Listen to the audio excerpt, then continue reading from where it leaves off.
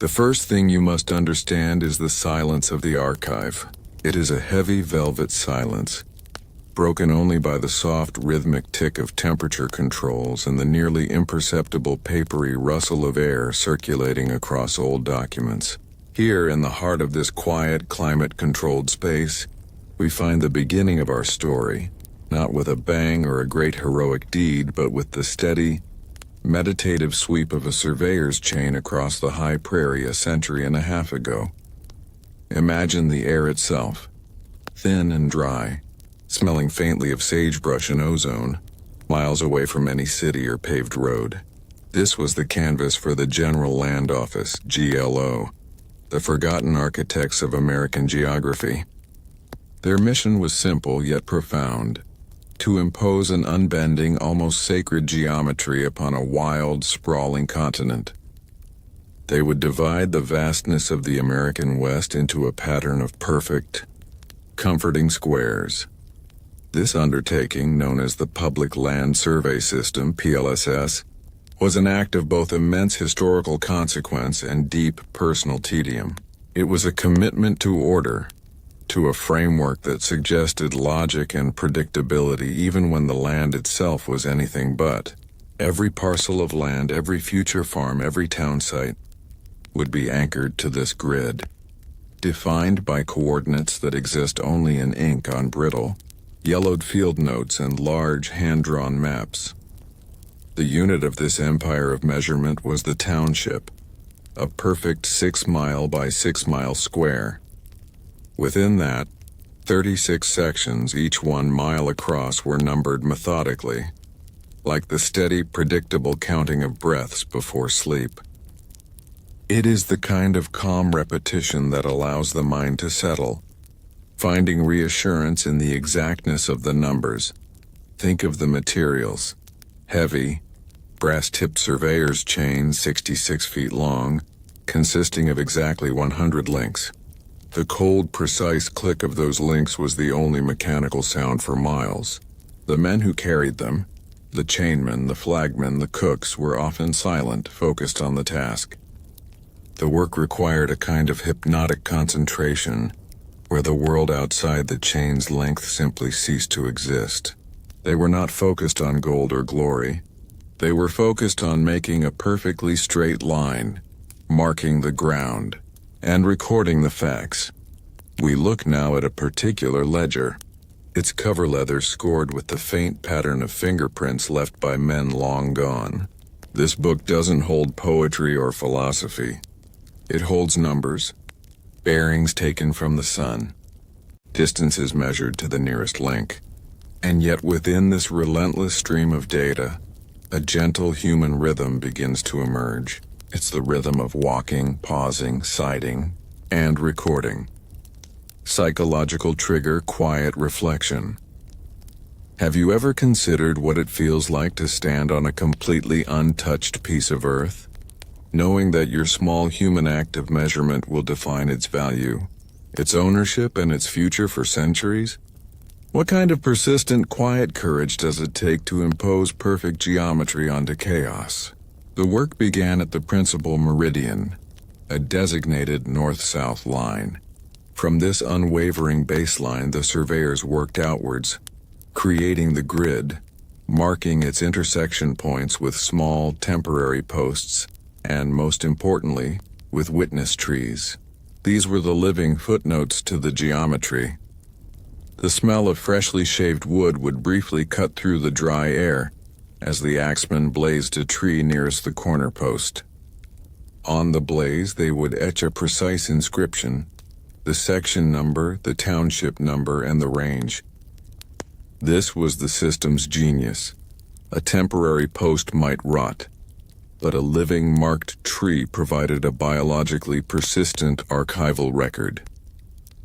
The wood was the memory. In the notebooks, these trees were recorded not just by species, but often by small poetic details. A tall ponderosa pine 22 inches in diameter bearing south 45 degrees east, 42 links distant. This isn't just data. It's a fleeting portrait of a specific tree on a specific day, Frozen in time within a dusty government ledger, we are reading the micro-history of the forgotten landscape.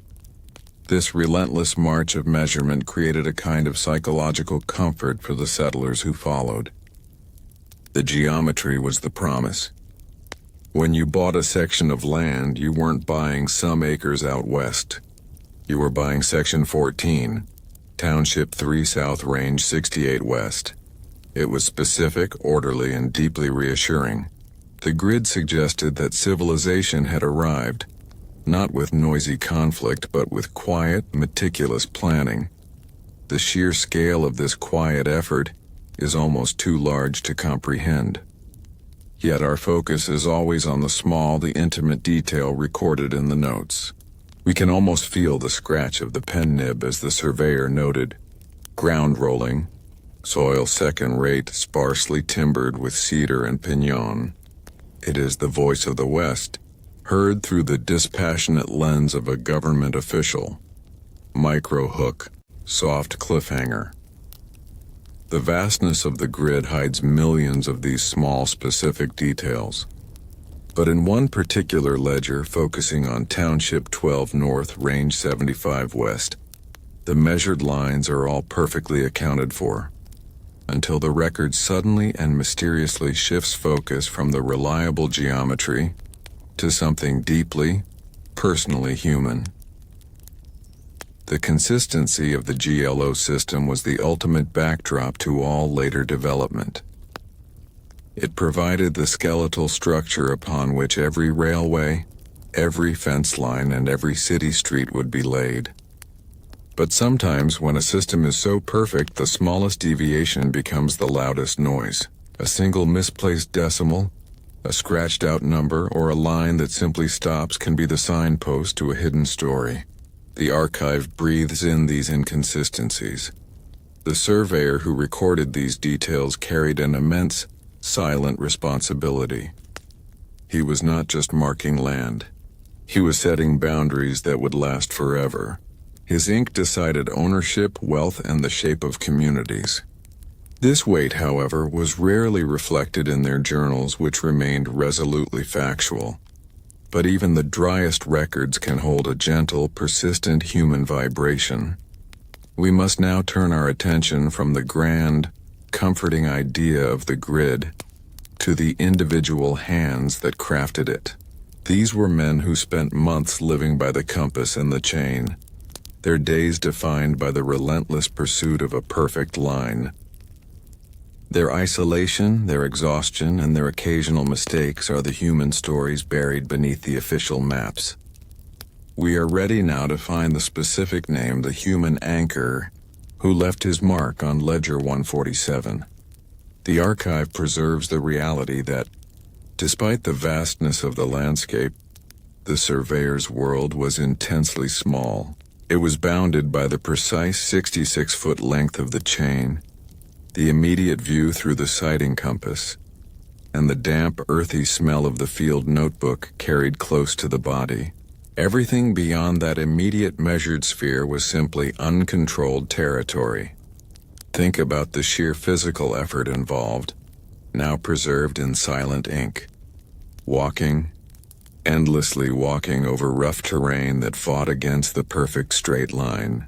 Climbing hillsides steep enough to require the use of the plummet, a small weighted string ensuring the chain maintained its perfectly level plane. Every single foot of that perfect geometry was hard-won, a victory of human intention over natural resistance. When the sun finally dipped, casting long blue shadows across the freshly measured section, the work wasn't quite done.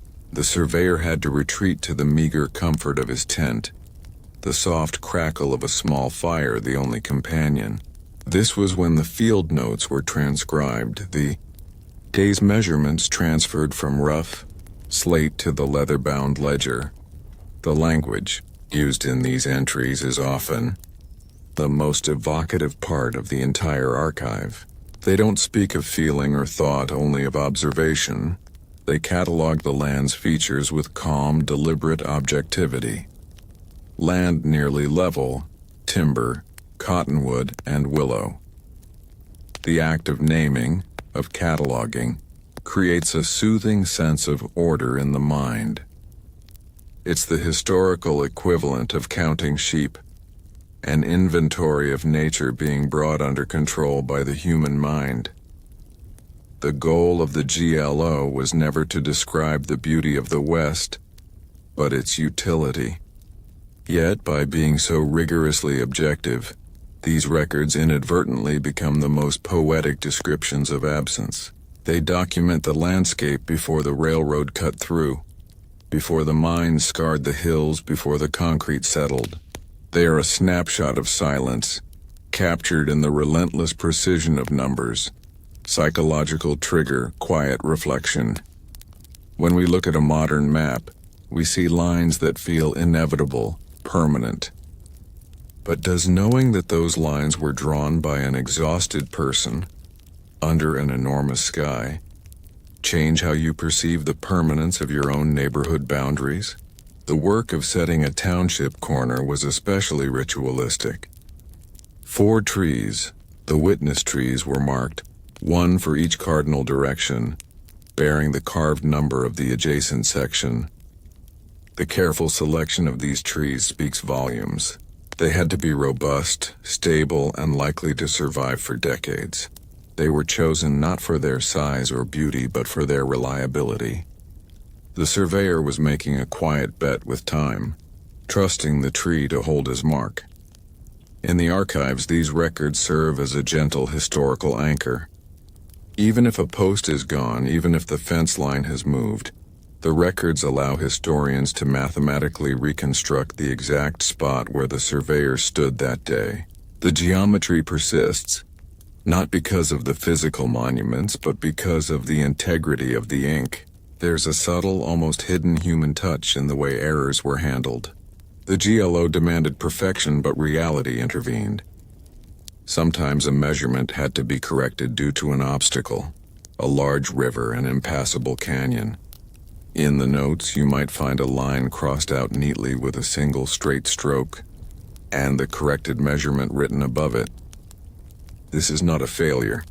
It's an archival moment of human humility, the acknowledgement that even the most meticulous planning bows to the shape of the earth.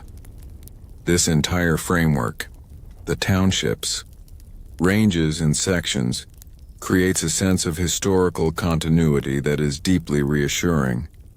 Every property today, from a downtown skyscraper plot to a vast Montana ranch, has a lineage tracing back to the click of that 66-foot chain.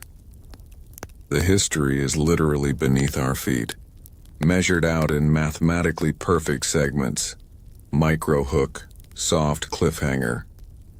The vast, predictable comfort of this system provides the perfect stage for an anomaly. The rules were so strict, the method so precise, that when we encounter a single deviation, a line that stops, an equation that doesn't balance, it immediately draws the mind into a quiet, focused search. And that search begins when we focus on one name, belonging to one team, whose ledger in the archive holds a break in the smooth rhythm of the chain. The next sound we listen for in the archival silence is the scratch of a specific pen, belonging to the man tasked with transcribing the field notes for a desolate region in what is now eastern Wyoming. We must move from the system itself to the individual who served it. We shift our focus now, drawing closer to the warmth of a single human presence within the vast, cold geometry of the archive. We leave the distant click of the chain and listen instead for the intimate scratch of a pen. Our attention settles upon a specific volume, Ledger 147, a weighty leather-bound book, its spine cracked, smelling faintly of dry paper and old glue. On the inside cover, written in a hand that is remarkably precise, small, upright, and utterly unremarkable, is the inscription, Field Notes for Township 12N, Range 75W, Surveyor Elijah A. Kincaid. Elijah A. Kincaid. The name itself is quiet, Anonymous like 1,000 other names tucked into the forgotten ledgers of the westward expansion, he was not a famous explorer or a territorial governor. He was a scribe of the square mile. His legacy resides not in monuments of stone, but in the neat rows of numbers that define a swath of high prairie. Imagine him now, sitting by the flickering lamplight in a tent far from any settled community.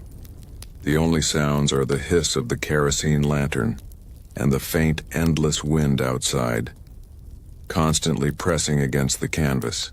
This was the moment of creation, transferring the rough, hurried slate markings of the day into the permanent official record. His penmanship offers the first, most subtle insight into his character. It possesses a soothing uniformity. Every number perfectly formed, every line precisely ruled.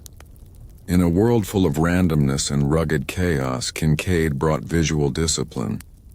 This commitment to aesthetic order suggests a man who found deep comfort in control, a personality perfectly suited to the meticulous demands of the GLO.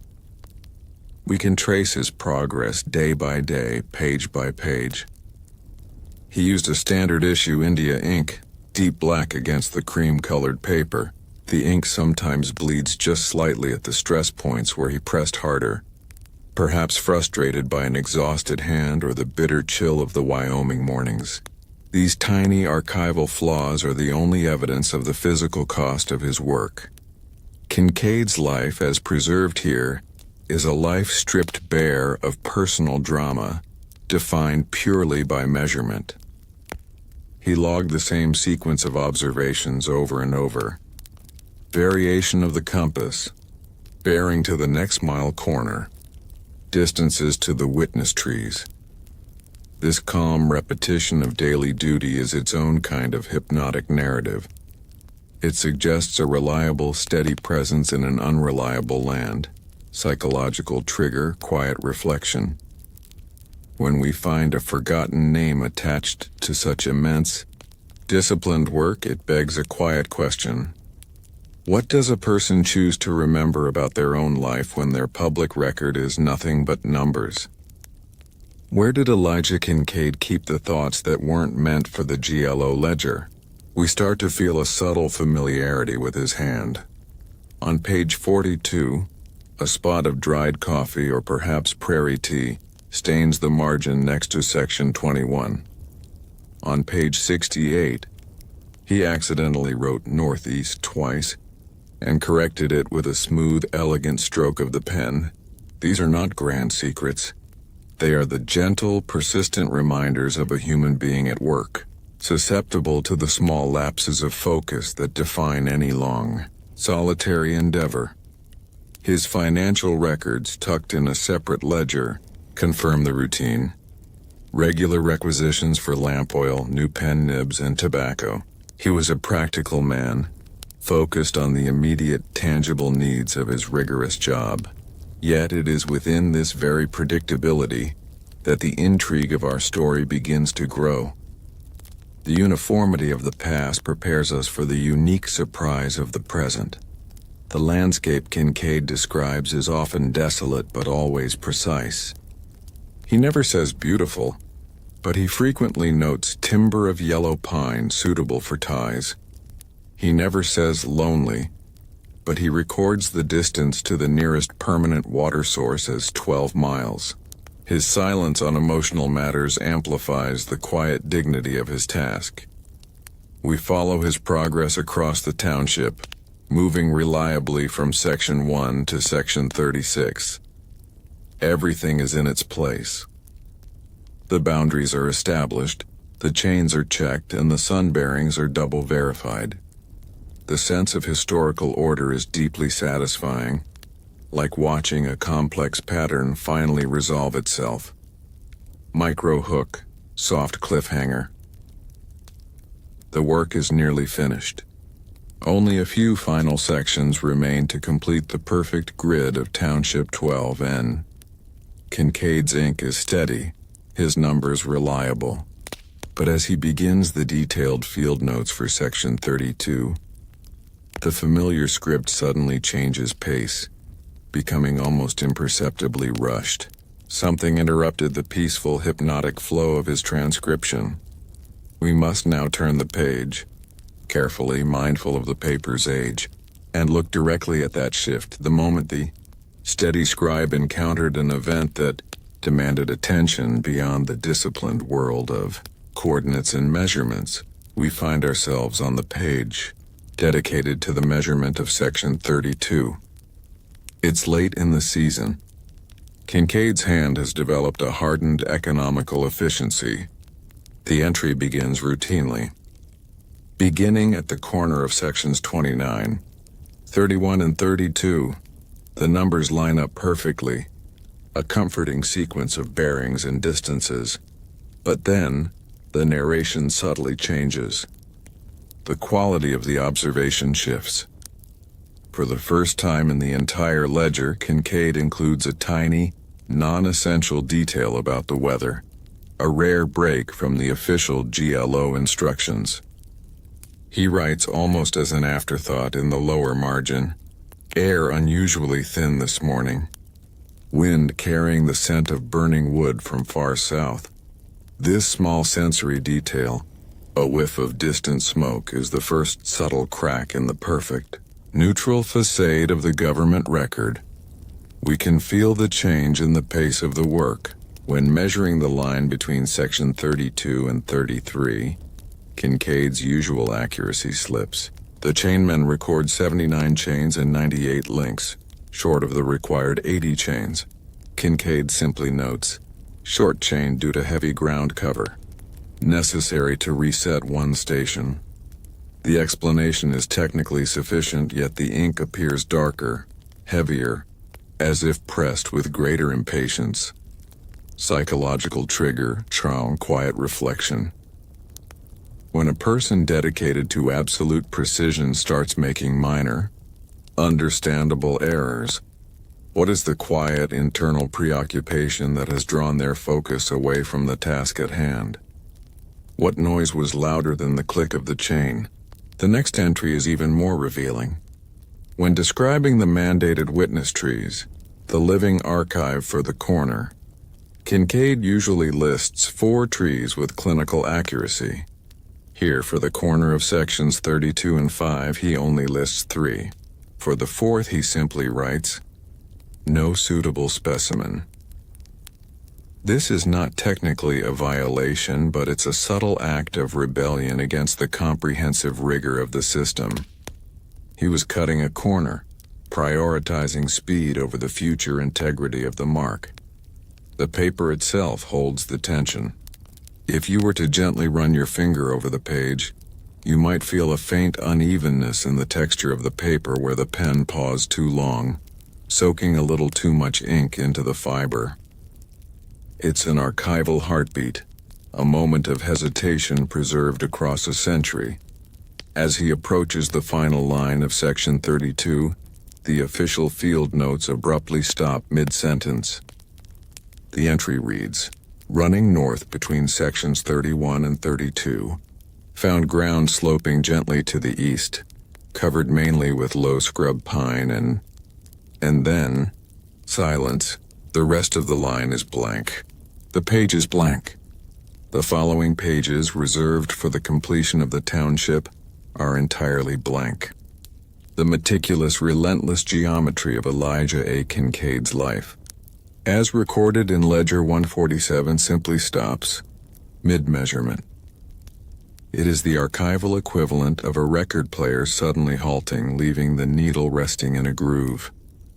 The sudden absence of the scribe's hand is more compelling than any entry he could have written. Micro hook, soft cliffhanger. The final, blank pages of Ledger 147 hide the quiet answer to Kincaid's sudden departure. But just before the emptiness begins, tucked into the lower corner of the page describing section 32, we find something that is not data, not bearing, and not measurement. It is a single, small hand-drawn mark, a cryptic symbol that breaks every rule of GLO protocol. We must now leave the name and focus on the single, unexplained image he left behind. The most fragile and perhaps the most poetic of all archival methods is the witness tree. We leave the quiet dust of the ledger for a moment and step out into the imagined clean, cool air of the 19th century prairie, listening to the distant, rhythmic chipping of an axeman's blade. A surveyor's corner post sunk into the earth was vulnerable.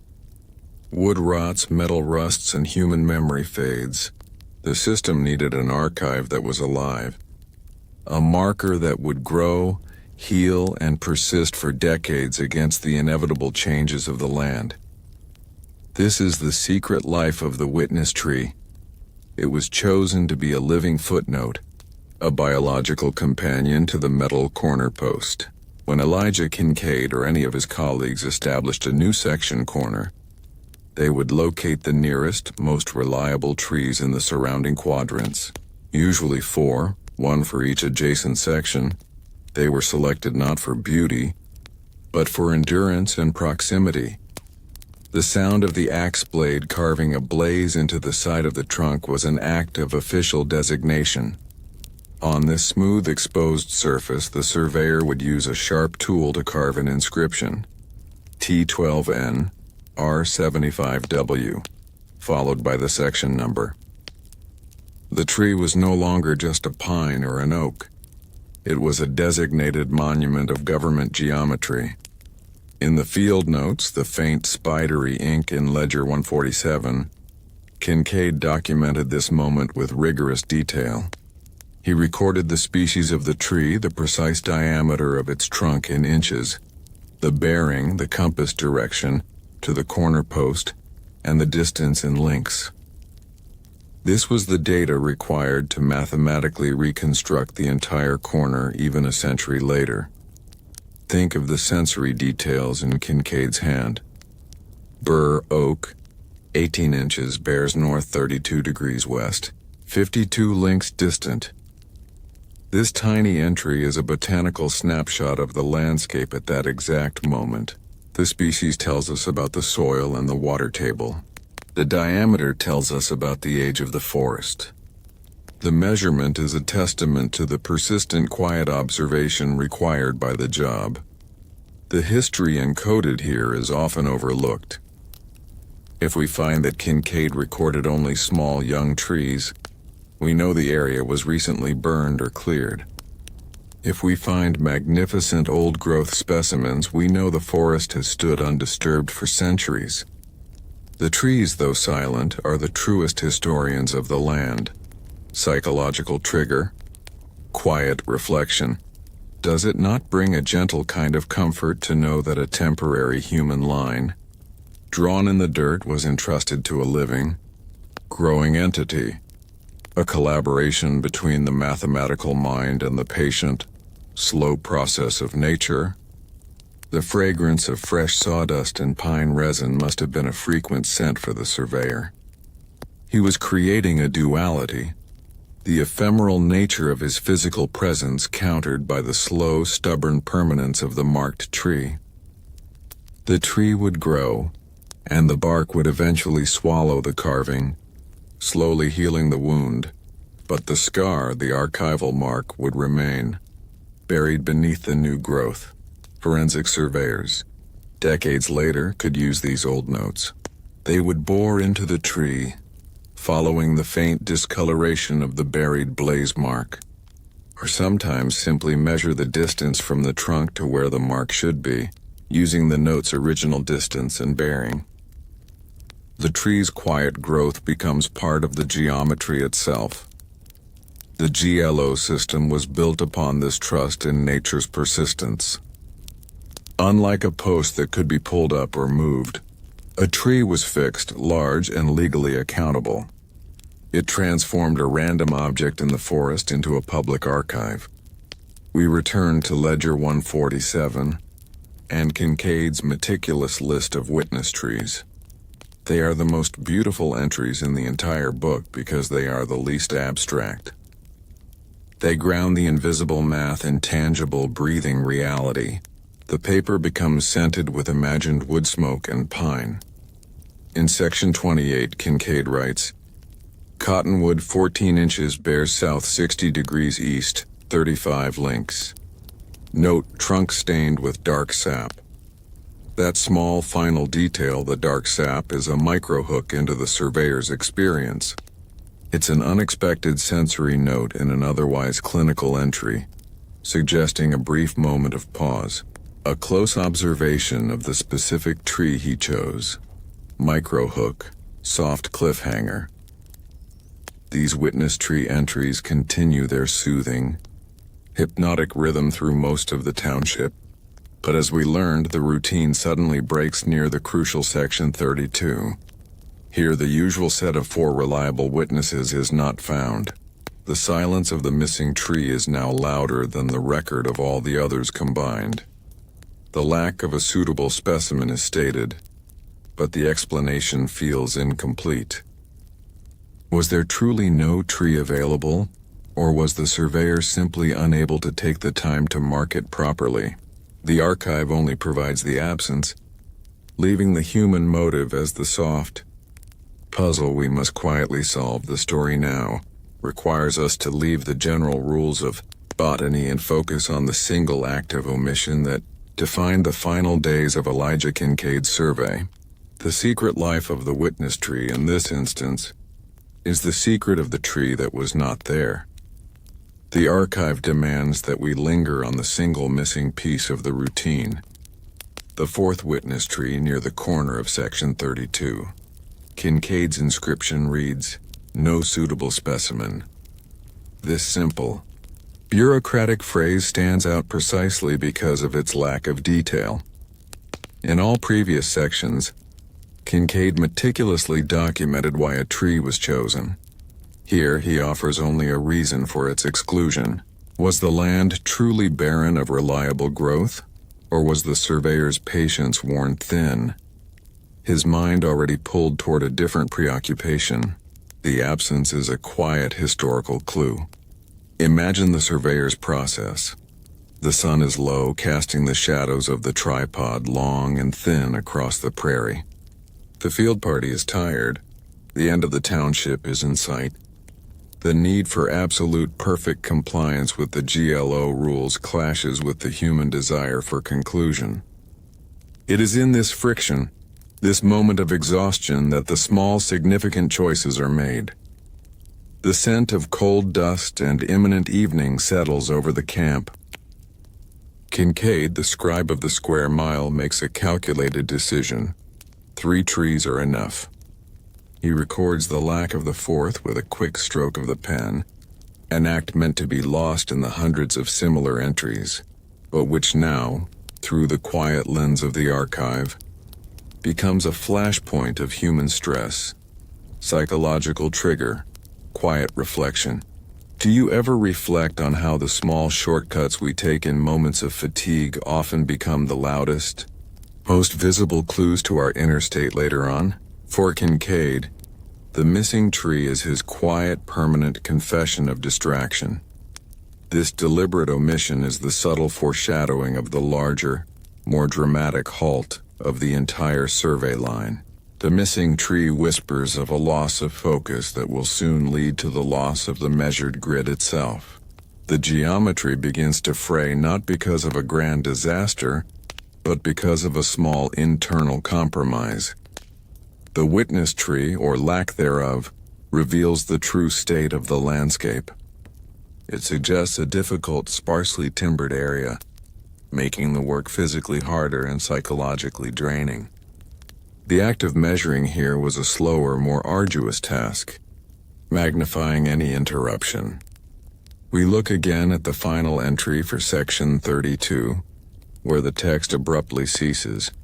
Running north between sections 31 and 32, found ground sloping gently to the east, covered mainly with low scrub pine, and the ink has run dry or the pen was put down, and the surveyor never returned to finish the description of the scrub pine. The silence is absolute. This is the point where the botanical archive, the steady, reliable testimony of the witness trees, gives way to pure human mystery. The land is cataloged, but the man is gone. The scent of the archived paper seems heavier now, carrying the weight of the unanswered question. What caused the scribe to put down his pen and leave his post, never to complete the simple task of naming the scrub pine? The answer, as we know, lies not in the rigorous data of the GLO, but in the single rogue mark he left behind, a tiny, hand-drawn image placed directly beneath the last, incomplete line of text, microhook, our soft cliffhanger. We have followed the methodical, calming journey of the chain and the pen, only to find that the journey terminates in a piece of unmeasured land and a mysterious symbol. This symbol, scribbled outside the rules of the archive, is the unspoken human code that unlocks the quiet reason for Kincaid's sudden, final silence. To understand the subtle tension within the land survey, we must first understand the quiet, constant pull of the earth itself. The surveyor's primary guide was not a map drawn by another person, but the invisible force field that guides the magnetic needle. We are listening now for the soft, hesitant tremble of a compass needle seeking true north. This pursuit of a stable direction, a meridian, was the most fundamental, most persistent challenge faced by men like Elijah Kincaid. Their work hinged on finding true north, a fixed point of celestial geometry.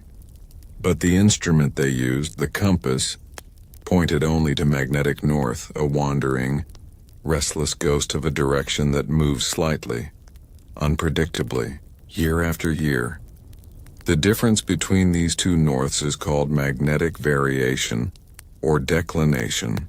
For the survey to be accurate, this variation had to be constantly, meticulously calculated and compensated for. In the field, Kincaid would take solar observations, using a precise chronometer and the position of the sun to find true north, and then apply the difference to his compass readings. This was the silent algebra of his daily routine. Imagine the intense focus required for this task, kneeling on the cold, hard earth, the sun blindingly bright, taking a reading from the sensitive instrument called a solar compass. The slightest vibration, the smallest error in calculation could throw off the measurement of a mile line, creating an error that would persist for decades. The surveyor was constantly wrestling with the slippery nature of the magnetic field. In Ledger 147, Kincaid noted the magnetic variation for Township 12 North with a precise degree reading, set at the beginning of the survey. This reading, once established, should have remained relatively consistent for the duration of his work. It was his fixed assumption, the stable foundation for all the geometry that followed. We turn to the section where the anomaly first appears. It's not a dramatic error, but a series of small, unsettling discrepancies in the later pages of the ledger. Around section 25, Kincaid's required closing lines, the lines that complete a measured section square, start to miss their marked corners by small but significant amounts. Not inches, but lengths measured in the double digits. The compass, guided by the Earth's unseen energy, seemed to be gently, subtly changing its mind. Psychological trigger, quiet reflection. When the fundamental tool of your life, the needle meant to point you true, begins to waver unpredictably, how does it challenge your faith in order and stability? Is there a quiet terror in realizing the compass is no longer completely trustworthy? Kincaid attempted to correct this by inserting tiny notes in the margin, recording a minor adjustment to the declination, a shift of perhaps 15 or 20 minutes of arc. This is a telltale sign of a surveyor troubled by a wandering baseline. He was chasing an invisible force, trying to pin down a direction that the Earth was quietly refusing to hold steady. The ambient sound of the prairie wind whispering past his ear must have been punctuated by the repeated checking and rechecking of the solar compass. Every morning the question would be the same. Has the meridian shifted again overnight? This is not a historical shift in the Earth's magnetic pole, which is a gradual process over years. This is a localized immediate shift, perhaps due to a concentration of magnetic rock deep beneath the surface, or even a minor error in the careful calibration of Kincaid's own equipment, worn down by months of relentless use. Whatever the cause, the effect was the same. The perfect geometry was bending. The discovery of this unexpected shift is inherently relaxing because the stakes are low.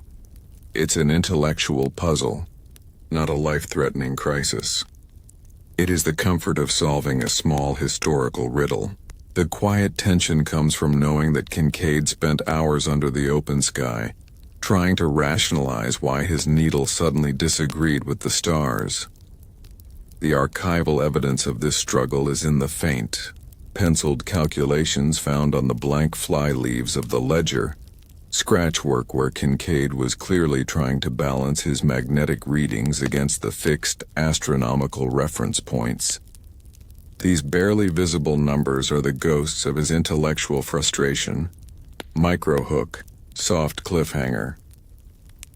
The magnetic shift forced Kincaid to slow down, to doubt his own instruments, and to rely more on personal observation than simple data.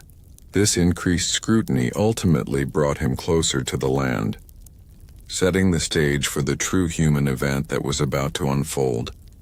An event so compelling that it would make the wandering magnetic meridian seem like a simple, solvable problem. The magnetic confusion, the meridian of mystery, was the perfect slow preparation for the sudden abrupt silence that follows. The field was already unsettled.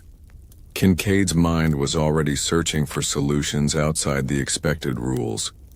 The collective will continue the immersive narration, focusing on how the magnetic shift led to necessary human adjustments, thereby deepening the quiet, intellectual intrigue before the story's climax. Meridian of Mystery. An unexpected shift in the magnetic north line, Part 2, continued from Part 1. The challenge presented by the wandering meridian was a test of patience, the surveyor's most vital resource. When the numbers didn't reconcile, Kincaid couldn't simply ignore the problem. The integrity of the entire 6-mile square depended on his reconciliation of the magnetic difference. The archive shows that he began to rely less on the instantaneous reading of the needle and more on historical memory. He would cross-reference his new, troubling readings with observations taken weeks earlier, searching for a pattern of deviation. This meant long, quiet hours in the tent, hunched over his calculations. The only sound, the soft scratching of the quill and the rustle of maps, a tedious, frustrating struggle against an invisible, geological force. This struggle is physically marked in the ledger. Look closely at the margins near sections 29 and 30. Kincaid began to leave small, precise dots of ink, tiny reference points meant to aid his eye in aligning the numbers across columns. It's a subtle sign of a man needing to impose extra visual order when the natural world offered none. His mind was seeking an anchor against the invisible drift. The effect of this minor magnetic mystery was profound, yet gentle. It forced Kincaid to become more present in the immediate physical moment of the survey. He had to slow the chainman down, taking extra time to sight the corners, ensuring his adjustments were true. The pace of the survey, which began with such confident speed, became measured and deliberate, mirroring the slow, careful focus required for sleep. Psychological trigger, quiet reflection. Have you noticed how slowing down to solve a small, meticulous puzzle can often be deeply grounding? For Kincaid, fighting the wandering meridian may have been frustrating, but it also offered a necessary, absorbing distraction from the deeper anxieties of isolation and the vast, unsettling openness of the landscape. We find one final entry regarding the meridian shift, near the beginning of section 32, just before the narrative breaks off. Kincaid, in a rare act of professional venting, wrote a terse note beside his revised declination. Cannot fully reconcile. Proceeding with best judgment. This is the quiet moment of surrender to the limits of his tools and his science. He acknowledged that perfect geometry was momentarily impossible. He chose to trust his best judgment, a human quality, over the capricious guidance of the Earth's magnetic field. This tiny inscription is a vital bridge. The fact that Kincaid was forced to rely on human intuition rather than flawless mathematics is crucial. It shows us a surveyor already operating outside the rigid protocol, already prepared to treat the GLO ledger as a document that could contain more than just numbers. This quiet, intellectual tension of the meridian prepares us perfectly for the far more personal, emotional disruption that follows. The magnetic anomaly was a mere whisper. The symbol he drew is a shout. Micro hook, chakar soft cliffhanger. Kincaid wrestled the needle into submission, but he did so at the cost of his own focus, clearing the way for a deeper distraction to take hold. His best judgment led him to the middle of section 32, where the quiet frustration with the Earth's geometry was instantly forgotten for a reason far more intimate. A reason he chose to capture, not with a number, but with a single unauthorized drawing at the bottom of the page. The most constant sound in the surveyor's life was the gentle, rhythmic metallic whisper of the chain or tape being pulled taut across the earth. It was the sound of progress, the audible manifestation of the imposition of geometry onto the natural world. Now, in the heart of our story, we focus on the moment when that sound ceased. Imagine the air on that late autumn day, crisp and clean, carrying the faint scent of dry prairie grass mixed with the earthy dust disturbed by the chainman's boots. The team was working on the last stretch of section 32, the final boundaries of Elijah Kincaid's assigned township. They were tired but driven by the approaching end of the contract and the promise of rest. The work was methodical. The rear chainman would hold his end firmly on the stake, while the lead chainman, focused on a distant, unwavering flag, would pull the 100-link tape forward. The chain would sing slightly as it was pulled tight, and then there would be the soft thud as the forward stake was driven into the soil. One length, then the next, a hypnotic repetition of measurement and marking. But on this particular afternoon, the sequence broke. The lead chainman reached the end of the tape's length and stopped, waiting for the command from Surveyor Kincaid to drive the next stake. He held the brass handle of the tape, the metal cold and heavy in his gloved hand. He waited for the familiar cry, "Stake!" The cry never came. The chainman looked back across the measured line. Kincaid was not kneeling at his tripod, sighting through the compass. He was standing perfectly still, his body turned not toward the line of the survey but slightly off to the west, his gaze fixed on something that had nothing to do with boundaries or bearings. The sudden absence of instruction created an immediate heavy silence. The sound of the wind, the distant cry of a hawk, these noises rushed in to fill the void left by the halted human effort. The metal tape, stretched tight and gleaming faintly in the wan sunlight, simply hung in the air, perfectly still. This stillness is the core of our mystery. What event, not recorded in the required GLO parameters, was powerful enough to override the unbreakable discipline of the survey? Psychological trigger, quiet reflection. In our modern lives, we are constantly in motion, measuring time in short bursts of activity. Can you recall a moment when a sudden, unexpected visual or sound forced you to stop your own relentless rhythm, rendering your tools, your phone, your pen, your keyboard, Completely still? The chainman, according to later informal recollection, coughed gently, a polite attempt to break the spell. Kincaid did not react. He remained locked in place, his field notebook open, his pencil hovering just above the paper, inches away from completing the description of the low scrub pine. The archive does not contain the reason for the pause.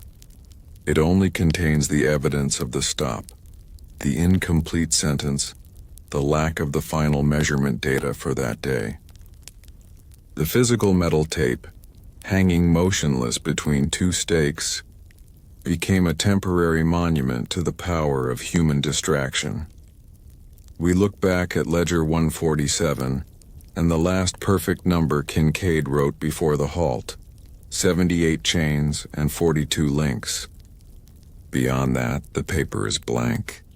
The unwritten distance, the remaining 1 chain and 58 links needed to complete the mile, represents the unmeasured gap where history truly happened.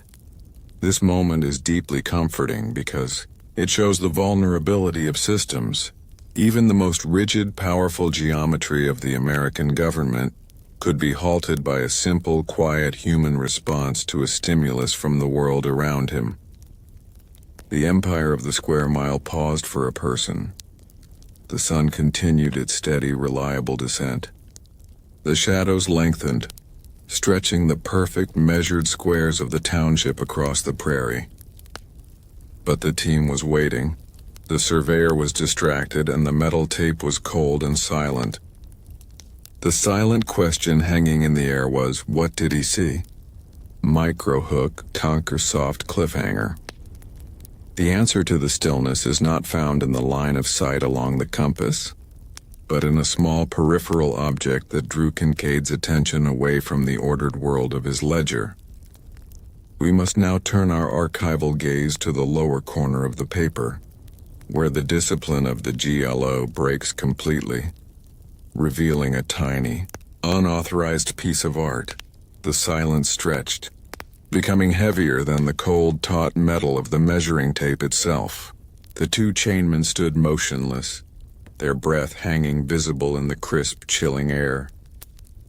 They were accustomed to the rigor of the survey, where every second was accounted for, but this pause felt different. Not a break for lunch or rest, but an arrest of purpose. We must reflect on the surveyor's perspective at that moment. Elijah Kincaid was trained to see the world as a series of coordinates. His mind was a finely tuned machine for translating raw landscape into perfect ordered geometry. For him to stop was the physical equivalent of the compass needle spinning wildly, having lost its fixed point. His eyes, trained for the distant sighting of the flag, were instead focused much closer, on something unaccounted for in the official instructions. He stood there, the leather of his boots creaking softly as he shifted his weight, his pencil still resting above the unfinished line in the ledger.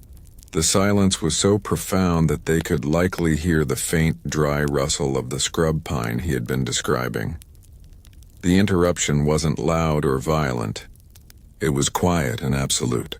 It demonstrated the profound power of a single, unexpected visual input to derail an entire bureaucratic process. It's a comforting thought that even the most rigorous system built to conquer a continent can be temporarily undone by a moment of simple human curiosity. Psychological trigger, quiet reflection. When an important task is interrupted, the human mind often feels a sense of dissonance. For Kincaid, which tension was greater? The professional guilt of halting the GLO survey, or the powerful private urge to know what he had just seen off to the west? The historical record offers us no official explanation for the pause.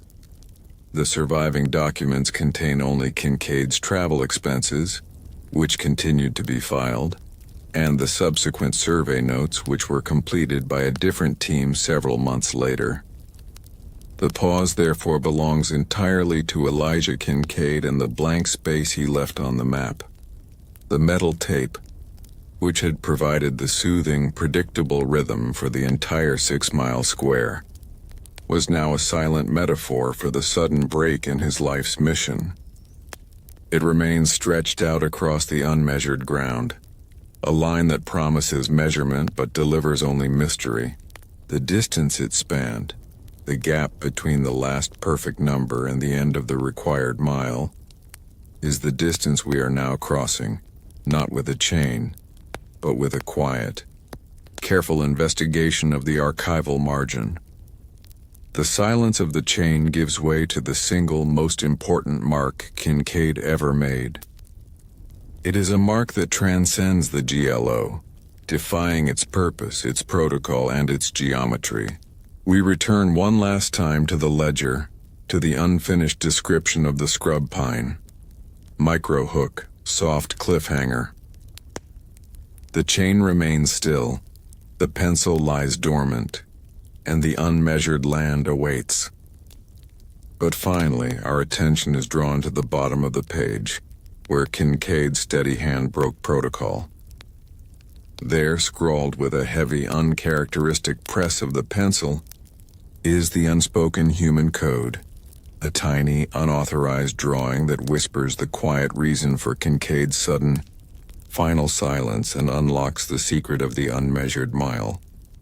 We return now to the stillness of Ledger 147, where the relentless march of geometry has been quietly interrupted.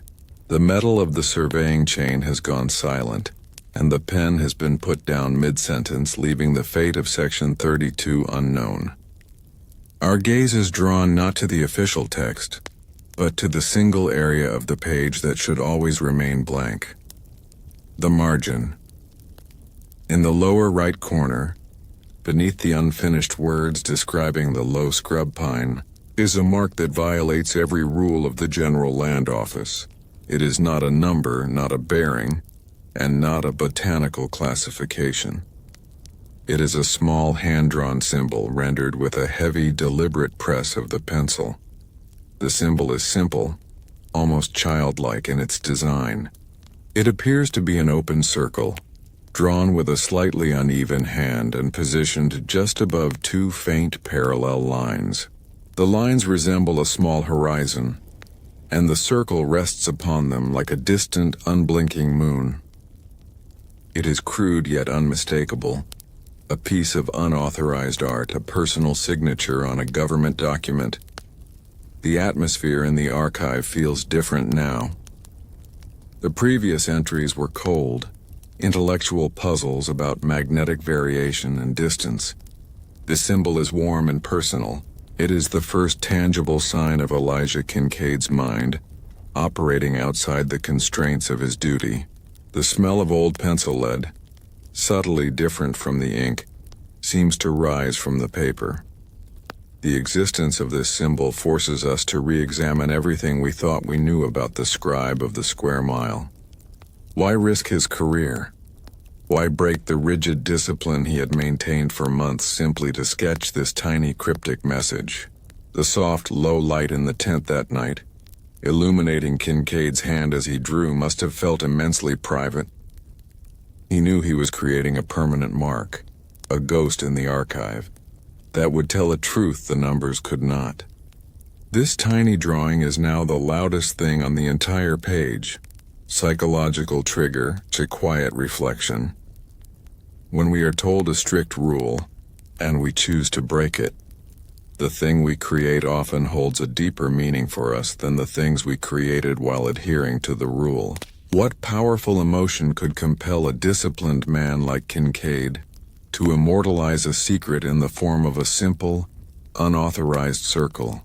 The historians who first examined Ledger 147 dismissed the mark as simple, idle doodling, an irrelevant smudge from a bored surveyor. But the sleep story specialist knows better. Nothing is idle when it is placed at the precise moment of interruption. The symbol is the archival key to the pause in the chain. We must analyze the drawing's components. The two parallel lines are suggestive of the level plane of the prairie itself, perhaps reflecting the surveyor's view through the transit. the perfect horizon line he was constantly citing. But the circle is different.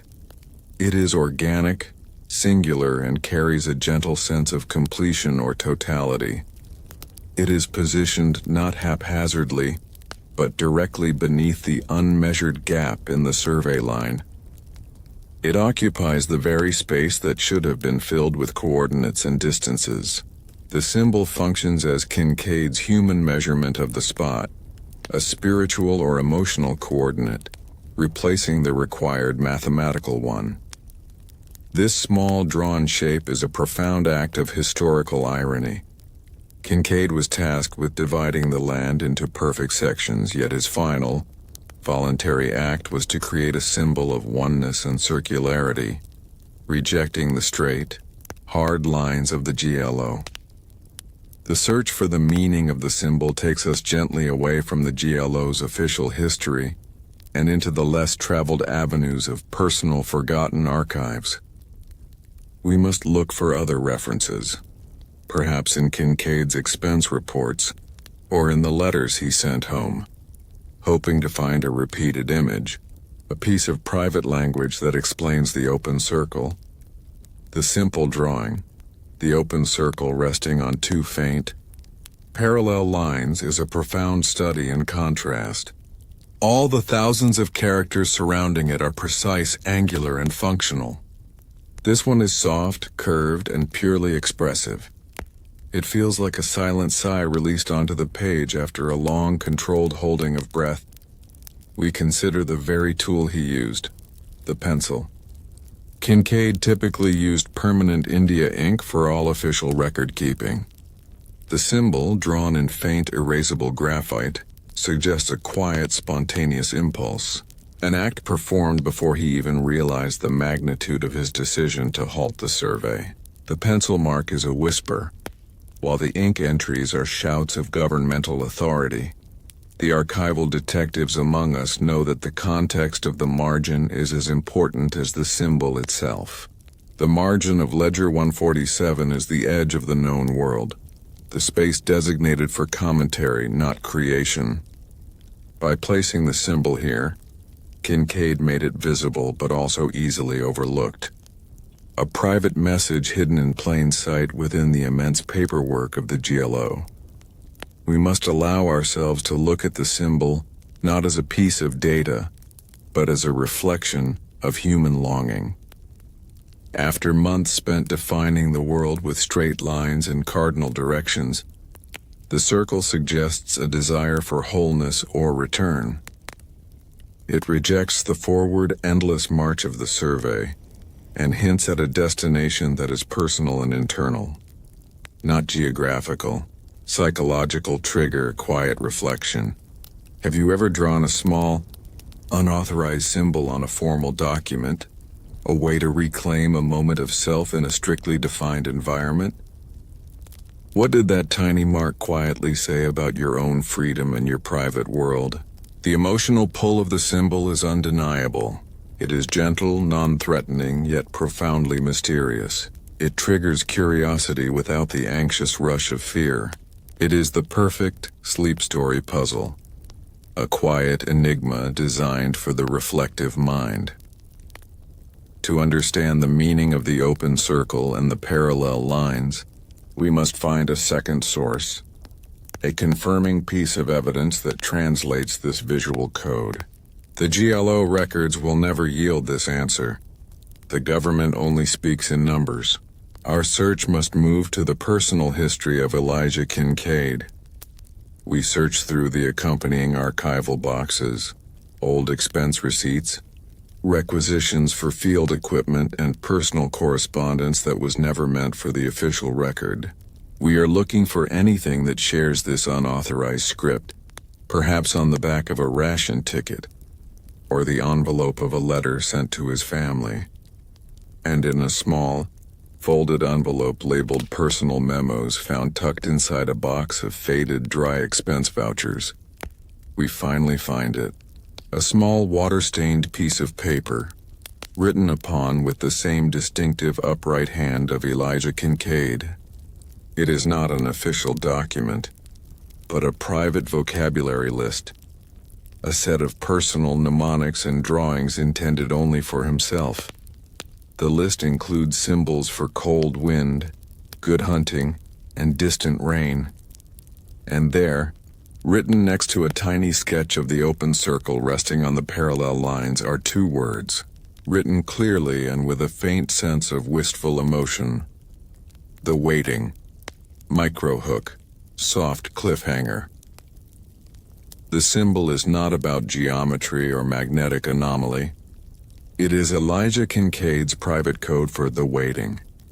This revelation shifts our entire understanding of the pause in the chain. It means the stop was not an impulsive break, but a deliberate, patient act. But what or who was Kincaid waiting for, right there on the measured line of Section 32? The journey into the archive often requires moving past the grand official records and searching for the small, brittle envelopes that hold the whispers of personal history. We have decoded Elijah Kincaid's symbol. The open circle over the parallel lines is his private code for the waiting. This single word shatters the silence of the ledger and compels us to search beyond the grid.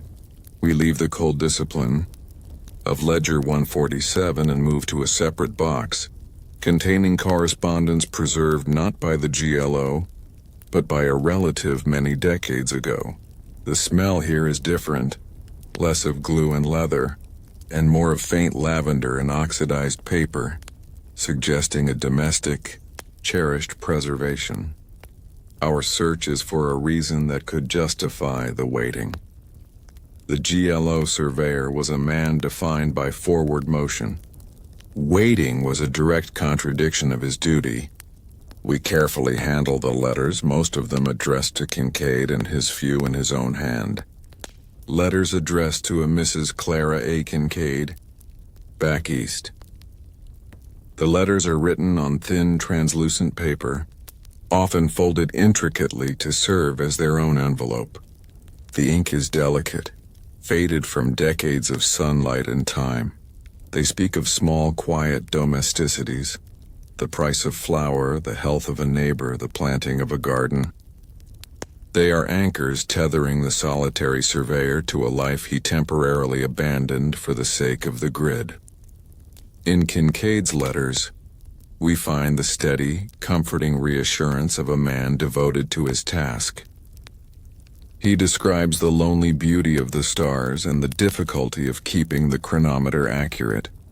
He mentions his anticipation of receiving letters, but never once hints at a specific meeting or a break in his duty. The official narrative holds firm. Psychological trigger, quiet reflection. When you read the carefully composed, reassuring words of someone separated by vast distance, do you feel the subtle tension between the words written for comfort and the unwritten anxieties of the lonely time in between? We move through the correspondence, searching for any reference that might connect the personal realm to the geographical location of Section 32 in the Wyoming Territory. It is in a letter to Elijah, written in a clear, decisive female hand, presumably Clara's, that the connection begins to form. The letter is dated 3 weeks before Kincaid abruptly halted his survey. It is cheerful but contains a significant, logistical detail. Clara writes of a planned trip to visit a cousin in Denver, a journey that would take her relatively close to Kincaid's work site, far to the west of the established settlements. She notes, "The new train line runs faster now. I may venture west of Denver a few days to see the true prairie. I will leave a small item with the station agent at the very end of the line if time allows." The mention of a small item is our key. It suggests a personal exchange, a token of connection that was not worth the official effort of postal delivery to a moving survey camp, but could be left at a fixed, final point on the railroad line. This single sentence gives profound meaning to Kincaid's symbol of the waiting. He wasn't waiting for a vague event. He was waiting for the possible arrival of a piece of his home life. A letter, perhaps a photograph, or a small, cherished object left by Clara at the terminus of the railroad line. This railroad terminus, that very end of the line, becomes the new personal meridian for Kincaid. Micro-hook, soft cliffhanger. The location of the railroad terminus must be the true non-numerical reason for the pause. But how far was that station from the arbitrary lines of Section 32, where the chain went still? The answer lies in combining the meticulous GLO maps with the simple, human geography of the developing railway. The discovery of Clara's note, referencing a stop at the very end of the line, transforms the mystery. We are no longer searching for an abstract cause for the waiting, but a precise geographical point outside the GLO's jurisdiction. This point holds the potential for a small, intimate delivery from home. We move from the personal correspondence back to the official maps, overlaying the meticulous measured grid with the rough, chaotic lines of the railway expansion of that year. The terminus of the line, the final temporary depot, was located roughly 7 miles due west of the corner of Section 32, the exact section where Kincaid halted, 7 miles. A manageable deviation from his required route, yet far enough to warrant a complete and unauthorized break from the survey. The magnetic meridian may have been a professional puzzle, but this proximity was a deeply personal urgency. Kincaid's decision is now clear. He used his best judgment, as he noted earlier, not to fix the magnetic deviation but to prioritize a human connection. He put down his pencil mid-sentence, the chain went still, and he set off to meet his private meridian, the end of the railroad line, to retrieve the small item left by Clara. Psychological trigger, quiet reflection. Think about the weight of that 7-mile journey. It wasn't just a walk. It was a temporary conscious step out of the measured world and into a moment of pure, unpredictable humanity. For Kincaid, which was more real in that moment?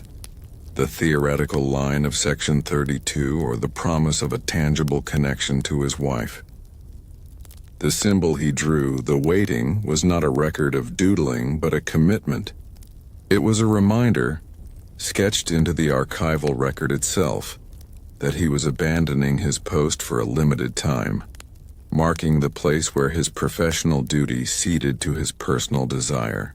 The circle represents the completion of the journey he planned to take, the retrieval of the item, while the parallel lines represent the temporary, stable ground upon which he chose to pause the work. The letters reveal no grand tragedy, no scandal. Instead, they uncover a quiet, enduring love that simply outweighed the discipline of the GLO for one afternoon. This non-numerical reason, the anticipation of a small, human artifact, was powerful enough to leave a permanent, archival wound on the official map of the American West. The greatest irony is that the unmeasured mile of Section 32 now serves as the true monument to Elijah and Clara Kincaid, standing as a testament that even the rigid, geometric force of empire must occasionally bend to the gentle, persistent force of human emotion. Micro-hook, soft cliffhanger. We now know why Kincaid stopped. But what exactly was the small item left behind by Clara? The archive suggests the truth is even quieter and more intimate than a letter, involving a faint, forgotten photograph and the silent promise it held.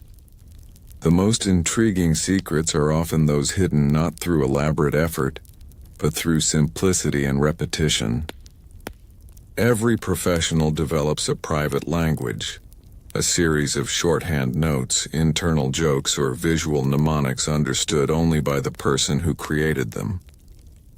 We are searching now for the ghost in the field, the subtle, unwritten self of Elijah Kincaid, hidden behind the shield of government data. We return to the dry official archive, but we read it with new eyes. Searching for linguistic anomalies and unintentional patterns, Kincaid was compelled to use standard GLO terminology: land rolling, soil rocky, timber dense. Yet, even within this rigid vocabulary, the scribe found ways to whisper his own private reality. The key to finding this ghost is to look for adjectives that do not fit. An official document should be purely factual. For instance, when describing a prominent landmark, Kincaid writes in one section, "A cluster of boulders remarkably shaped like a sentry bears north 15 degrees east." The word sentry is not a surveying term.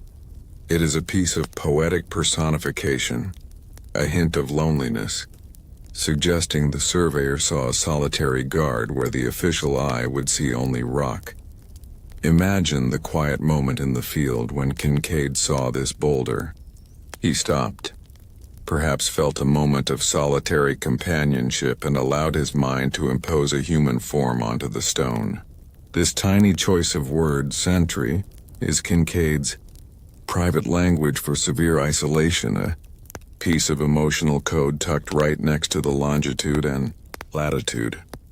The scent of old paper and faint mildew in the archive seems to carry these unintended feelings, preserved in the very fibers of the ledger. We learn to read between the lines of data, listening to the quiet tone of his choice of words. Psychological trigger, quiet reflection. Think of the little nicknames you give to mundane objects in your own life. The coffee mug, the old chair. Do these small affectionate names reveal a hidden attachment, a personal meaning that no one else can truly share?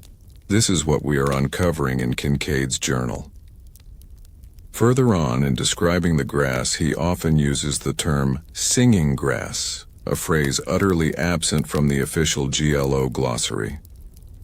Surveyors should note sparse grass or buffalo grass, but singing grass suggests a sound, the high-pitched dry whistle of the wind moving through the thin prairie stalks. This is not a fact. It is a sensory experience, a piece of private soundscape recorded only for himself. It is Kincaid's code for deep stillness. His notebooks are filled with tiny references to personal geography. He repeatedly notes the presence of a specific type of small dark blue flower, a lupine, even though it holds no surveying significance. He notes its distance from the line, its exact position, even if it is a mile away. It becomes clear this flower is a visual bookmark, his code for the anticipation of the close of day, a signal to himself that he was nearing the time for rest and transcription. This private vocabulary is a profound comfort, reminding us that even within the most rigid impersonal systems, the human mind always finds a quiet space for personal reflection and unique observation. The grid was public. The language was his own, micro-hook, soft cliffhanger.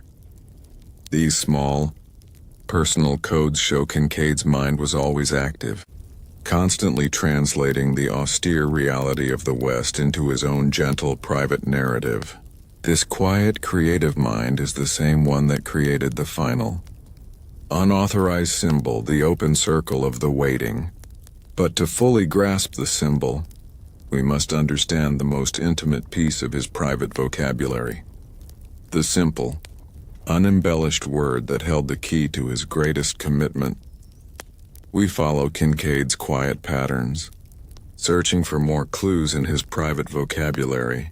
He never noted danger directly, but instead used the phrase ground restless when describing areas prone to rock slides or sudden flash floods. It is a calming term. Even when describing something potentially hazardous, it suggests his ability to translate external threat into an internal manageable concept. The surveyor's life, as chronicled through this specialized language, was a constant act of internal translation. He used his private codes, sentry for isolation, singing grass for silence, the tiny blue lupine for rest, to make the vast, impersonal West feel intimate and knowable. This allowed him to maintain his composure and the steady hand needed for accurate measurement. This consistent pattern of creating private, emotionally resonant terms confirms that the unauthorized symbol of the open circle was not a random act. It was the highest expression of his entire private vocabulary, used at the most critical juncture of his duty. Psychological trigger, quiet reflection. When we are alone for long periods, we often create dialogue or meaning where none exists, filling the silence with our own thoughts. What does it reveal about Kincaid's character that his ghost in the field was not a figure of fear, but one of poetic observation and quiet anticipation? The power of Kincaid's private language is its gentle truth. It contradicts the official GLO record not with a lie but with a deeper human reality. The government mandated that he record the distance. Kincaid chose to record the feeling of the distance. We return now to the small, water-stained piece of paper where we found the symbol translated, the waiting. That word, waiting, is the ultimate piece of Kincaid's private vocabulary. It is a word that transcends the physical description of the land. It defines a state of being, patient, hopeful, and entirely focused on a future event that lies outside the boundary of the current task. The waiting is the ghost's voice, explaining the unmeasured mile. It clarifies why the metal tape went still, why the pencil was paused, and why the strict rule of the GLO was broken. It was not abandonment. It was prioritization of the human spirit. Micro hook, soft cliffhanger. The secret vocabulary reveals that Kincaid was capable of immense emotional discipline, saving his most profound feelings for a single coded moment. That moment of the waiting was for a specific, tangible item left by Clara at the railway terminus. We must now turn our attention to the intimate contents of that small item to finally understand the true nature of the ephemeral monument Kincaid left on the map. We arrive now at the conclusion of Elijah Kincaid's act of the waiting, ready to understand the true weight of the unmeasured mile. We have followed the methodical click of the chain, the stillness of the pencil, and the quiet code hidden in the marginal note. All these elements converged at the terminus of the railway, 7 miles from the abandoned survey line.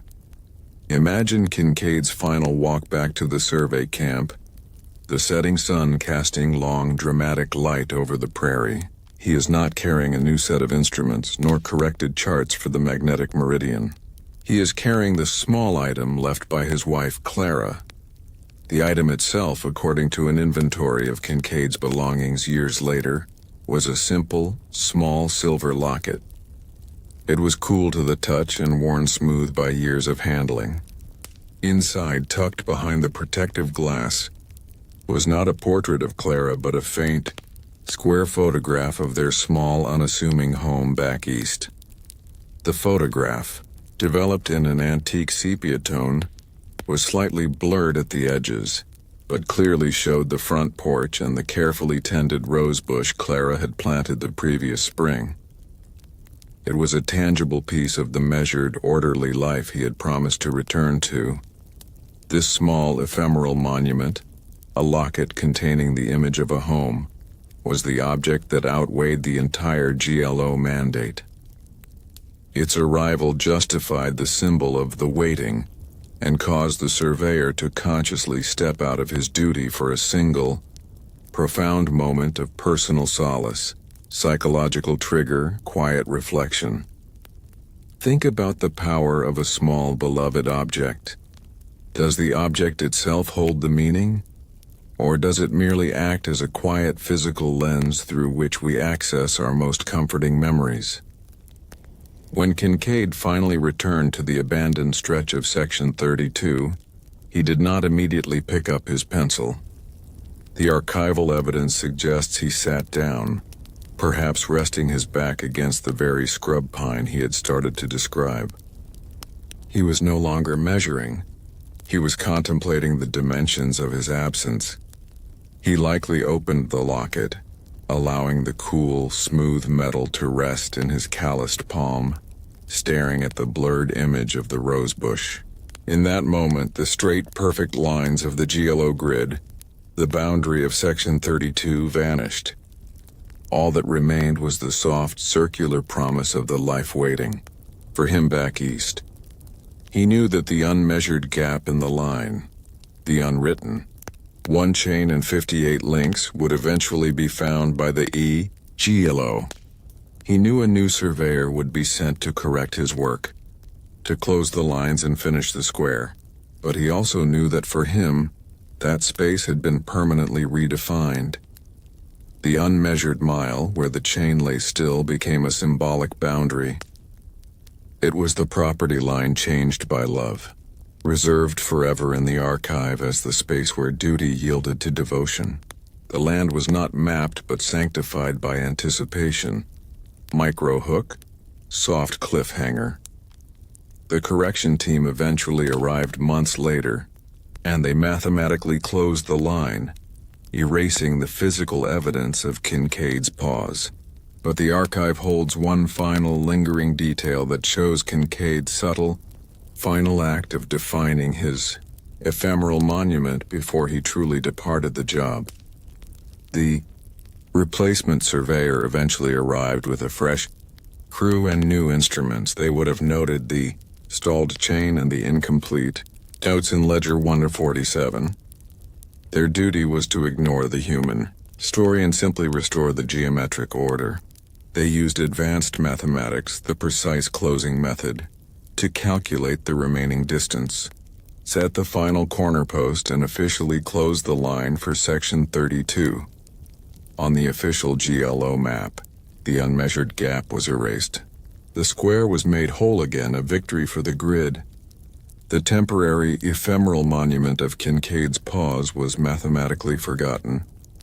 But the archive reveals one final quiet act of resistance by Elijah Kincaid. Before he formally resigned his post and returned east, Kincaid was required to draw the final plat map for his section, submitting his work in a large, meticulous drawing to the main office. In the vast, overwhelming detail of that final map, in the space detailing the boundaries of Section 32, Kincaid included a detail that was utterly unnecessary and unauthorized. He drew a tiny, almost invisible lupine flower, his private code for rest and anticipation of the close of day, right at the point where the survey had halted. It was not a witness tree. It was not a benchmark. It was simply a faint hand-drawn flower placed on the map's boundary line, near the spot where he had received his small item, psychological trigger, quiet reflection. When a man's professional life is dedicated to straight lines and right angles, what does it mean when his final act is to draw something soft, organic and circular onto his most important work? It suggests that the geometry of the heart ultimately superseded the geometry of the empire. This is the true ephemeral monument. The flower, the symbol of the waiting, the unmeasured gap, all are permanently encoded into the archive, not in the numbers, but in the humanity surrounding the numbers. The property line was not just changed by love, it was softened by it. It remains today an area of the map where cold precision meets quiet devotion. The story of Elijah Kincaid reminds us that history is not just composed of wars and grand treaties, but of the silent, profound choices made by individuals in moments of quiet isolation. The square mile was completed, but forever marked by a tiny act of love that broke the official rules. The enduring comfort of the archive lies in its ability to reconcile even the most profound human interruptions. We know the emotional truth of Section 32, a mile of prairie momentarily dedicated to the waiting. Now, we must follow the administrative trace left by the government, to see how the system repaired the wound left by Elijah Kincaid's heart. Months after Kincaid's departure, a new survey crew was dispatched. Their mandate was impersonal and clear: complete the square, find the missing corner, and make the math balance. Their approach was purely technical, focused on the cold, hard geometry Kincaid had briefly abandoned. The records for this cleanup effort are found in a separate, later volume, Ledger 203. The smell of this newer paper is lighter, less stained by time and field use. The handwriting is efficient, lacking the careful uniformity and the subtle flair of Kincaid's script. This surveyor was all business, committed solely to the closure. The narrative in Ledger 203 begins with a formal note. Resurvey of Section 32, Township 12N, Range 75W due to prior irregularities. The word irregularities is the government's quiet, polite way of summarizing Kincaid's entire emotional journey. The new crew's work involved a careful mathematical calculation known as closing the line, using the established corners of the surrounding sections. They calculated the exact missing bearing and distance needed to complete the square perfectly. Their instruments were slightly newer, their techniques refined. The sound of their chain would have been crisp and steady, lacking the hesitation of the original team, psychological trigger, quiet reflection. When someone fixes a mistake, they often erase the history of the error itself. Does the act of correction diminish the power of the original human choice? Or does the perfection of the fix simply underscore the vulnerability of the moment that required correction? The new surveyor's field notes confirm what we suspected. They found the original line ending abruptly. They found the discarded stake and the dried mud prints of Kincaid's boots. But they found no note, no explanation, only the unfinished description of the scrub pine in Ledger 147.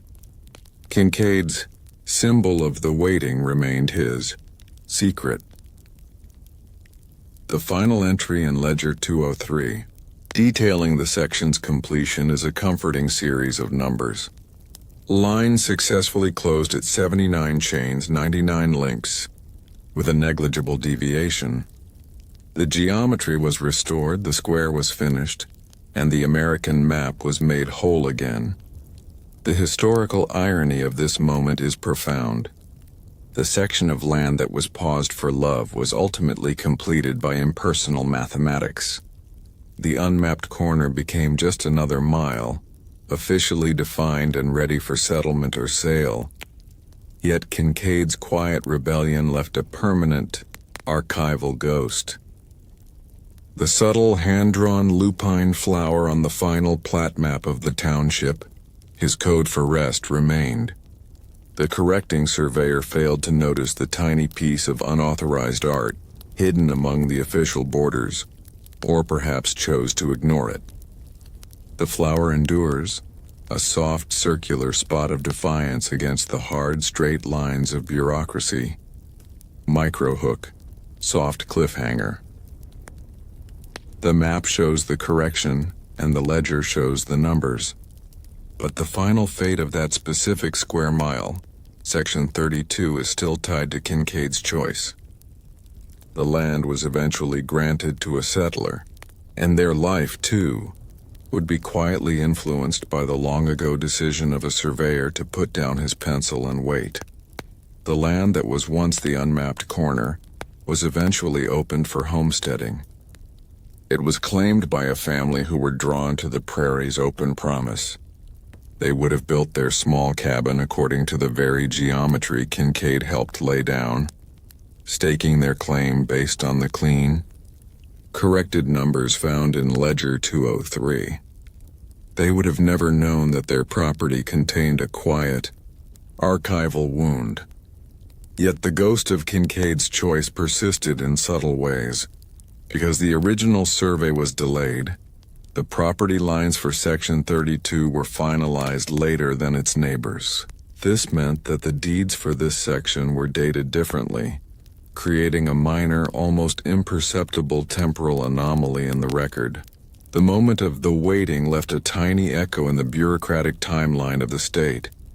Imagine the homesteader years later, walking his fence line near the original corner post. He might notice a clump of small dark blue lupine flowers, Kincaid's private code for rest, growing near the spot where the chain went still. The settler would see only a wildflower. We see the ephemeral monument that the surveyor chose to leave behind. The final irony is the most comforting. While Kincaid's act was a professional transgression, it became a personal gift to future historians. In the vast, monotonous sea of GLO ledgers, Kincaid's volumes, with their private vocabulary, the unexpected margin symbol, and the unfinished sentence, stand out as the most intensely human documents. They provided a soft, quiet key to understanding the isolation and endurance of all the men who mapped the West. The final trace of Kincaid's story is the satisfaction of finding the human truth embedded in the cold data. The map was fixed, but the story was saved. The soft, quiet resolution is that even when the geometry is complete, the place where the line paused for love remains reserved for reflection. The enduring comfort, order, human detail, and the quiet archive. This concludes the entire arc of the quiet cartographers and the unfinished map. The final subtitle provides the ultimate, calming summary. The enduring comfort of the quiet archive is this: no system, no matter how rigid or immense, can truly erase the intimate, persistent mark of a single human heart. The geometry of the empire required straight lines, but the human memory is round. The unmeasured mile stands forever as a testament to the powerful, soothing truth that love will always find a space in the archive, even if it is only a faint, unauthorized flower drawn on the edge of the map. The story now settles, much like the fine layer of dust that rests perpetually upon the archive shelves. We have followed the trace of a single man, Elijah Kincaid, and a single unmeasured mile. Our final destination is not a physical location, but a state of quiet contemplation on the meaning of the archive itself. The enduring comfort we find here is the recognition that order and human detail are not enemies. They are partners. The rigid, perfect geometry of the public land survey system provides the safe, predictable structure that allows the small, unexpected moments of humanity to shine through. Without the stringent rules, Kincaid's choice would have been meaningless. It is the contrast that gives the story its gentle power. Think of the vast GLO collection, mile after mile, ledger after ledger, all filled with the same repetitive numbers and the same impersonal facts. It is a monument to historical diligence, but it is the rare, fragile moment of deviation, the unauthorized symbol, the faint lupine flower, that elevates the entire collection. These details remind us that every number was written by a person with a story, standing under a vast sky and longing for home. The archive is a quiet sanctuary.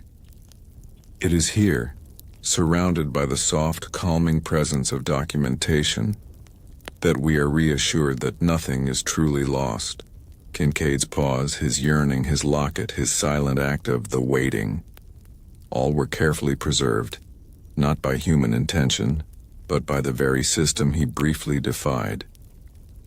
The system protected the exception. This process of historical discovery is inherently soothing. It is the comfort of solving a puzzle not with a sudden shock, but with a slow, gentle accumulation of evidence, leading to an emotional certainty rather than a factual one. We sought a reason for a stop. We found a reason for enduring love, psychological trigger, quiet reflection. As the world outside continues its busy, unceasing rush, Does it not offer deep peace to sit in the quiet archive and recognize that the most meaningful acts of history are often those that make the least noise? The stillness of the archive mirrors the stillness required for rest. The scent of dried paper and cold air envelops us, emphasizing the silence. The greatest lesson Kincaid left behind is that meaning is often found in the margin. If we only look at the central data, the numbers defining the boundaries, we miss the entire story. We must learn to cherish the footnotes, the scribbles, and the places where the ink bleeds slightly, for these are the true traces of the human spirit. The unmapped corner is now complete. Its geometry corrected, its boundaries fixed.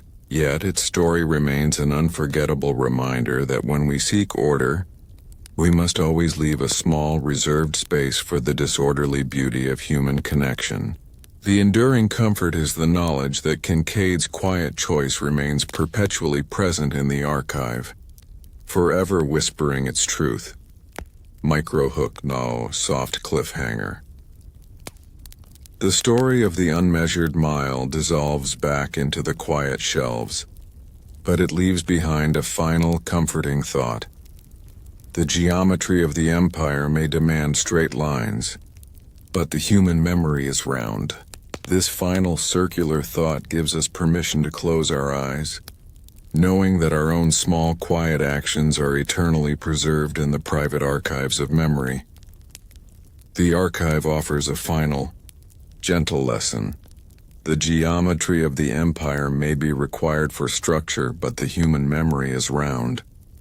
This final circular thought gives us permission to close our eyes, knowing that our own small, quiet actions are eternally preserved in the private archives of memory. Elijah Kincaid's story confirms a profound truth about history. The most enduring comfort is found not in perfection, but in the acknowledgement of vulnerability. The system was robust enough to absorb Kincaid's fleeting moment of love and still achieve its goal, yet flexible enough to allow the evidence of that love to remain embedded in the record. We leave the story with a sense of quiet resolution. The magnetic meridian has been fixed, the chain has been remeasured, and the unmeasured mile has been corrected.